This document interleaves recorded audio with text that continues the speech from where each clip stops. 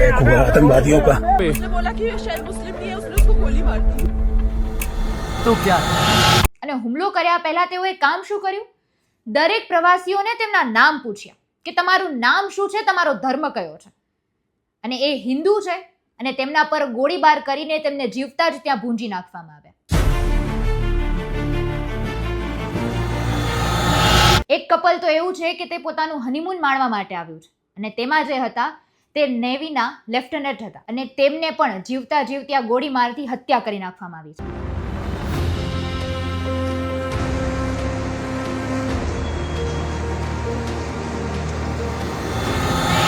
નમસ્કાર.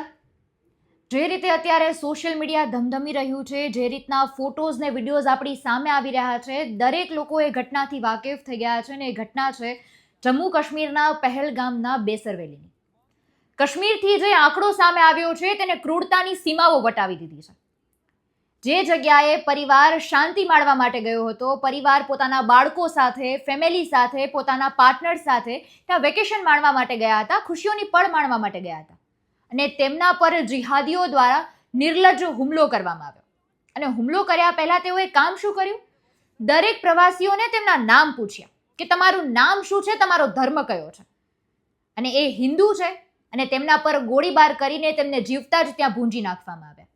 કાશ્મીરથી જે ઘટના સામે આવી છે તેણે સમગ્ર દેશ નહીં પરંતુ સમગ્ર વિશ્વમાં ઊંડા પ્રત્યાઘાત પાડ્યા છે.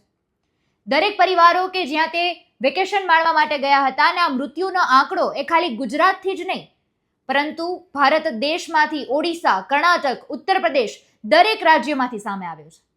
મતલબ અહીંયા એક વાત સ્પષ્ટ થઈ ગઈ છે કે તમે કયા રાજ્યના છો, કઈ જાતિના છો, કઈ ભાષા બોલો છો, કે કઈ પાર્ટીને સપોર્ટ કરો છો. અહીંયા આ કોઈ પણ મુદ્દાનું મહત્વ રહેતું જ નથી. તેઓએ માત્ર એક જ સવાલ કર્યો કે તમારું નામ શું છે, તમારો ધર્મ કયો છે, અને એ ધર્મ આધારિત એ દરેક લોકોને ત્યાં જીવતા ભૂંજી નાખવામાં આવ્યા, ગોળીબાર કરીને કેટલાય પરિવારને વેર વિખેર કરી નાખ્યા. થોડી જ ક્ષણો પહેલા પતિ પત્ની ત્યાં શેર કરી રહ્યા છે, ખુશીઓની પળ માણી રહ્યા છે. હજુ થોડા જ દિવસો પહેલા હસી ખુશીથી પરિવારે વિદાય કરી છે, વરઘોડો આવ્યો છે, લગ્ન થઈ છે, લગ્નની શરણાઈઓ વાગી છે. એક કપલ તો એવું છે કે તે પોતાનું હનીમૂન માણવા માટે આવ્યું છે, અને તેમાં જે હતા તે નેવીના લેફ્ટનન્ટ હતા, અને તેમને પણ જીવતા જીવ ત્યાં ગોળી મારથી હત્યા કરી નાખવામાં આવી છે. આ નિર્દોષોનો શું વાંક હતો? આ માત્ર એક ઘટના થોડી છે. આવી તો અનેકો ઘટના ઇતિહાસમાં લખાઈ છે, અને તેણે આતંકવાદ જ નહીં પણ દેશની સલામતી, સુરક્ષા અને જે તમામ વાયદાઓ કરવામાં આવે છે તેની સામે સવાલો ઊભા કર્યા છે. અત્યારે સરકાર, દેશ એમ કહી રહી છે કે દેશ સુરક્ષિત હાથોમાં છે. કહેવાઈ રહ્યું છે કે 370ની કલમ નાબૂદ કર્યા બાદ હવે આતંકી હમલાઓ નહીં કરવામાં આવે, નિર્દોષ લોકોને પોતાના જીવ ગુમાવવા નહીં પડે. ત્યારે આ ઘટના શું છે? કઈ જગ્યાએ સલામતી છે, અને સલામતીની જે વાતો થઈ રહી છે તે વાસ્તવિકતામાં તેનું દ્રશ્ય શું સામે આવ્યું છે? તેણે અનેક સવાલો ઊભા કર્યા છે. અત્યારે આ સવાલો ખાલી મારા એકના નથી, સમગ્ર દેશવાસીઓ અત્યારે આ સવાલ પૂછી રહ્યા છે કે જે નિર્દોષ લોકોએ પોતાના જીવ ગુમાવ્યા તેમાં આક્ષેપ કોના પર લગાવવાનો? એ જિહાદીઓ કે જેમણે આ લોકોને મારી નાખ્યા, કે પછી એ તંત્ર કે જે આ દેશને સુરક્ષિત ન રાખી શકે? ભારત એક એવો દેશ છે કે જ્યાં હિન્દુ જનસંખ્યા વધારે હોવા છતાં પણ તેમના જ દેશમાં આવી રીતે તેમની હત્યા કરી દેવામાં આવે છે. શું આવું બીજા કોઈ ધર્મના વ્યક્તિ જોડે બીજા દેશમાં થઈ શકે ખરું? આવા હુમલાઓ પછી પણ સોશિયલ મીડિયા પર એવું દેખાવ કરવામાં આવે છે કે હિન્દુઓ તો તેના દેશમાં માઇનોરિટીઝને દબાવે છે. પહેલગામમાં હિન્દુ પર થયેલો હુમલો કોઈ સાધારણ નથી. આ છેલ્લો હુમલો નથી. તમને યાદ હશે કે પ્રધાનમંત્રી નરેન્દ્ર મોદી જ્યારે શપથ લેવાના હતા ત્યારે 1 કલાક પહેલા જમ્મુ કાશ્મીરના રિયાધશીમાં આતંકવાદીઓએ કટરા જતી એક બસ પર હુમલો કર્યો હતો, અને આતંકીઓએ બસ સામે આવીને બસના ડ્રાઈવર અને કંડક્ટર પર ગોળીબારી કરી હતી. બીજી બાજુ આતંકીઓ દૂરથી પણ બસ પર ગોળી વરસાવવા લાગ્યા હતા. બસ ડ્રાઈવર પર કાબુ ગુમાવતા 50 ફૂટ ઊંડા ખીણમાં પડી હતી, અને 11 લોકોએ પોતાના જીવ ગુમાવ્યા. એ બસમાં 2 વર્ષનો માસૂમ બાળક પણ હતો. હવે હું તમને પૂછું છું કે પહેલગામ ફરવા આવેલા એ યાત્રી હોય કે પછી માતા વૈષ્ણવ દેવીની દર્શને જતા એ યાત્રાળુઓ હોય, તેમનો શું વાંક હતો? તેમણે શું કામ જીવ ગુમાવ્યો?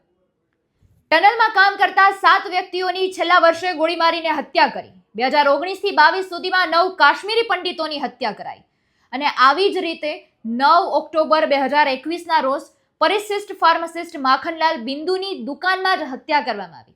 પાણીપુરી વેચતા વિરેન્દ્ર પાસવાલની પણ હત્યા થઈ, અને આવી તો અનેકો ઘટના કાશ્મીરમાં સામે આવી છે. મતલબ પાણીપુરીવાળા હોય, યાત્રી હોય, દુકાનદાર હોય, પ્રવાસી હોય, કોઈ પણ વ્યક્તિ હોય, તે લોકો તો એવું જ માને છે કે મુસ્લિમ નથી તો તેઓને મારવાના જ છે. જે જિહાદીઓ કાશ્મીરને આટલી બધી ચિંતા કરી રહ્યા છે, લોકો ત્યાં કાશ્મીરના લોકો છે તેમને જ કાશ્મીરથી બહાર કરી રહ્યા છે.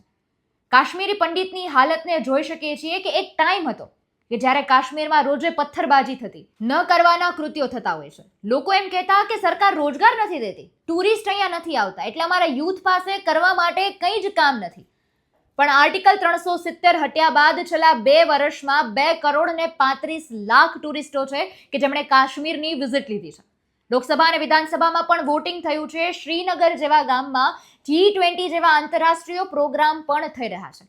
આ દર્શાવી રહ્યું છે કે કાશ્મીર ડેવલપ્ડ થઈ રહ્યું છે. દિલ્હીથી શ્રીનગર સીધી ટ્રેન ચાલુ થઈ છે, છોકરાઓ રોજ સ્કૂલે થાય છે, એજ્યુકેશનનું સ્તર વધી રહ્યું છે. એટલું બધું ડેવલપમેન્ટ થવા છતાં પણ આતંકી હુમલાઓ થતા હોય તો અહીંયા મને એક વસ્તુ સ્પષ્ટ થઈ રહી છે કે આતંકીઓને વિકાસ કે રોજગાર કે એજ્યુકેશન સાથે કંઈ જ ફરક નથી પડતો. તેમનો મકસદ માત્ર લોકોના જીવ જ છે. આ આતંકવાદની જડ ત્યારે પણ ઇસ્લામિક જિહાદમાં છુપાયેલી હતી ને આજે પણ તેનું કારણ અને તેનું જડ ઇસ્લામિક જિહાદમાં જ છુપાયેલું છે. આ હુમલાને બીજી રીતે જોવો કે બીજું કોઈ કારણ ગોતવું મતલબ ખુદની જાતને જ અંધારામાં રાખવા બરાબર છે કે આના હવે કોઈ બીજું કારણ ન હોઈ શકે. બીજી રીતે આને ઢાંકવાની બાબત તો સામે ન જ આવી શકે. ત્યારે અવર રાજકોટની ટીમ દ્વારા ત્યાં ફસાયેલા પ્રવાસીઓ સાથે વાતચીત કરવામાં આવી હતી. અવર રાજકોટના સંવાદદાતા દ્વારા તેમને સવાલો કરવામાં આવ્યા હતા અને અત્યારની શું પરિસ્થિતિ છે તે જાણવામાં આવી હતી. ત્યારે આવો જોઈએ ત્યાંના પ્રવાસીઓએ શું કહ્યું. કાશ્મીર ફરવા ગયેલા પ્રવાસી આપણી સાથે હિતભાઈ જોડાયેલા છે. નમસ્કાર હિતભાઈ, સ્વાગત છે આપનું. હિતભાઈ, ગઈકાલનો માહોલ કાશ્મીરમાં કેવો હતો? કાલે અમે ગુલમર્ગમાં હતા અને બરોબર ફેઝ 1 ક્લિયર કર્યું ને ફેઝ 2 માટે ગંડોલા રાઇડમાં ઉપર જવા નીકળ્યા તો બપોરે લગભગ 3-3:30 આસપાસ અમને ખબર પડી કે ત્યાં પહેલગામમાં કંઈક ટેરરિસ્ટ એક્ટિવિટી થઈ છે. એના હિસાબે અમને ગંડોલા રાઇડમાં ફેઝ 2 માં હતા ત્યાંથી કીધું કે હવે રાઇડમાંથી નીચે આવી જાઓ. તો ફેઝ 2 ક્લોઝ કરી દીધો અને ફેઝ 1 પણ ફટાફટ ક્લિયર કરાવ્યું લોકોએ. એટલે ગંડોલા રાઇડ ત્યાં બપોરે 3-3:30 4 આસપાસ બંધ કરી દીધી. પછી ત્યાંથી અમારે પહેલગામ આવવા માટે નીકળવાનું હતું પણ ટેરરિસ્ટ એક્ટિવિટી થઈ એના હિસાબે તે એક રાત અમને ગુલમર્ગમાં સ્ટે કરાવ્યો અને આજે સવારે 6-7 વાગ્યાની આસપાસ અમને અહીંયા શ્રીનગર લઈ આવ્યા છે હોટલમાં સેફ. તો જે તમે ટાઈમ કીધો 3-3:30 આજુબાજુ અને રાઇડ્સની એક્ટિવિટી જ્યારે બંધ કરાવી ત્યારે ત્યાં કઈ રીતે ઇમરજન્સી ડિક્લેર કરી દીધી? ત્યાં એટલા પર્ટિક્યુલર ભાગમાં પોલીસવાળા આવ્યા હતા કે શું હતું કે તમારી રાઇડ્સ જે બંધ કરાવી એ આખી ઘટનાક્રમ શું હતો ત્યારનો ત્યાંનો? હા, અમે જ્યાં ગુલમર્ગમાં હતા ત્યારે તો ત્યાં આર્મી બેઝ કેમ્પ છે એટલે ત્યાં આર્મી સિક્યુરિટી હતી જ. એટલે અમને ત્યાં બધું ક્લિયર કરી દીધું અને પછી ત્યાં તો કઈ ટેન્શન જેવું બીક જેવું નતું એટલે ત્યાં અમને હોટલ ઉપર સ્ટે કરાવ્યો ત્યાં ગુલમર્ગમાં. અને પછી જયારે અમે ત્યારે શ્રીનગર આવવા નીકળ્યા રસ્તામાં ત્યારે શ્રીનગરમાં બધું બંધ હતું અને બધા ચોક ઉપર ત્યાં આર્મીની બટાલિયન ઉભી રહી ગઈ હતી અને એકદમ બધું કંટ્રોલમાં છે. ઘટના ખૂબ નિર્લજ્જ અને દયનીય છે. હવે આની પરિણામ શું આવે છે તે જોવાનું રહ્યું કારણ કે લાખો લોકોમાં અત્યારે રોષ ફેલાયો છે અને હવે આનું એક જ પરિણામ આવી શકે કે આમની સામે મુંહ તોડ જવાબ દેવો. ત્યારે મારે છેલ્લે કહેવાનું બસ એટલું જ મન થાય कि पहलगाम की घाटी रोई थी जब बंदूकें गरजी थी, पहलगाम की घाटी रोई थी जब बंदूकें गरजी थी, निर्दोषों की सांसें थमी और चिताएं सुलगी थी, पर वीरों ने लहू बहाकर फिर से दीप जलाया है, पर वीरों ने लहू बहाकर फिर से दीप जलाया है, आतंक के उस अंधेरे में भारत ने अपना स्वर उठाया है, भारत ने अपना स्वर उठाया है. जय हिंद, जय भारत, नमस्कार.